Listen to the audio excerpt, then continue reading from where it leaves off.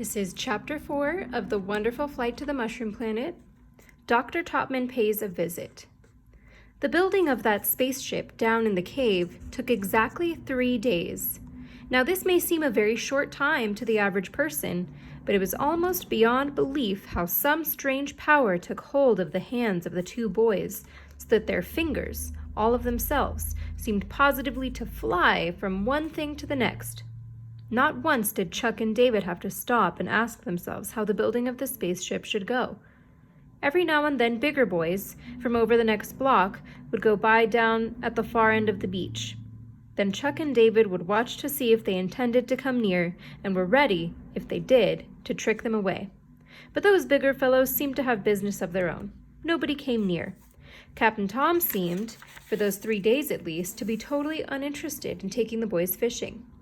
Nor did he inquire as to what exactly was being done with his wood, with his boat ribs, and those odds and ends of sheet metal which he said they could have. It was a funny thing about Captain Tom. When they'd gone to ask him for the wood and the pieces of metal sheeting, he had been splicing rope. He did this very carefully and deliberately, and with such neatness that you could hardly tell where one piece of rope left off and the other began. He was a nice plump man with snapping blue eyes, pink cheeks which were red-veined from all the storms he'd been in, and thick, crisp, curling white hair. Sometimes when you asked him a question, he didn't answer right away, so it seemed as if he hadn't heard you. But he never missed a thing.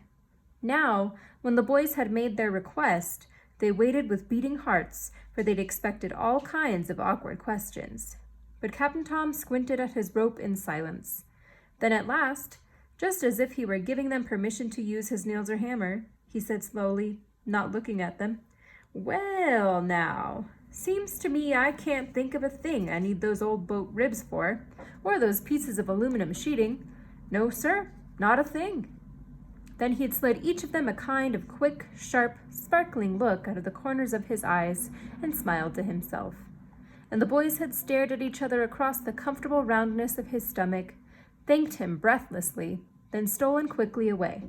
Quickly, before he could change his mind or ask why they wanted the ribs and the sheeting. But he never asked, and their private affairs and what they were up to seemed to not be on his mind at all. Only Mrs. Topman was worried. "David," she would call after him in exasperation at noontime, "you haven't eaten half your—" But he would be gone. There was nothing she could do. "The boy's possessed," she would cry to Dr. Topman when he came home in the evening. "He'll get over it," Dr. Topman replied, but he looked grave. He had a thin, kind face and sparse hair on top, and whenever he looked grave, he looked very, very grave indeed. His patients always said they would have trusted him to take off their heads if he needed to, look inside, and pop them back on again. "By George, I do hope the whole thing isn't a joke," he said. "It isn't," replied Mrs. Topman, and she didn't know how she knew this, but she did. "I keep meaning to hunt up Thallow Street," said Dr. Topman on the last morning. "Then somehow I forget. But there's no person by the name of Bass in the telephone book, and no Thallow Street on any map. I tell you, my dear, there is no such place. I think that on my way home tonight I shall have a good look for it." So he did.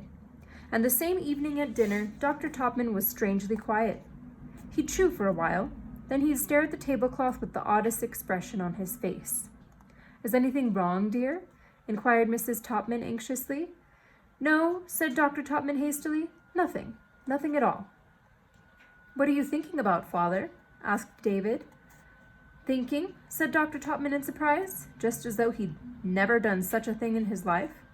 "I'm not thinking, I'm just eating. And you would do well, young man, to follow my example. Stop asking questions."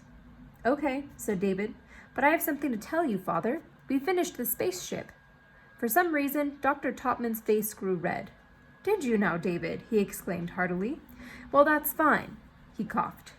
"That reminds me," he said, "I happened to go by this Thallow Street on my way home to look up your friend, what's his name?" David stopped chewing and looked at his father with his mouth half open. Then he swallowed. "You mean," he said in a low voice, "that you've seen Mr. Bass? You mean he's real, then?" "Real?" repeated Dr. Topman briskly and matter-of-factly. "Of course he's real. Why wouldn't he be? Anyone would think there's something peculiar about all of this. Why would there be? There was a notice in the paper, wasn't there? Someone had to put the notice in the paper, didn't he? Well, he did. Nothing strange about that. And this Thallow Street is a little short street, only about 6 blocks over from here. Can't think of why I've never seen it. You go up to the end of it and there's number 5, perfectly plain and ordinary. I couldn't find anyone about, so I walked through the garden and around the house, and then came right out again. David's eyes were like saucers. You did, Father? He breathed. And what happened? Why, nothing happened. What should happen? It's a nice little house with a garden, that's all. That's all? Wailed David. But what was it like, Father? Did you even see Mr. Bass? After a manner of speaking, yes. I thought I'd just take a peek in the window, as I couldn't rouse anyone, and would you believe it? The window was flung right up in my face, and a head appeared. I was absolutely startled out of my wits. I must admit, I've never been in such an embarrassing position in my life. Oh, but Father, persisted David in anxious desperation, was it Mr. Bass? What did you say to him? Very little. I was in rather a hurry. Now kindly get on with your dinner.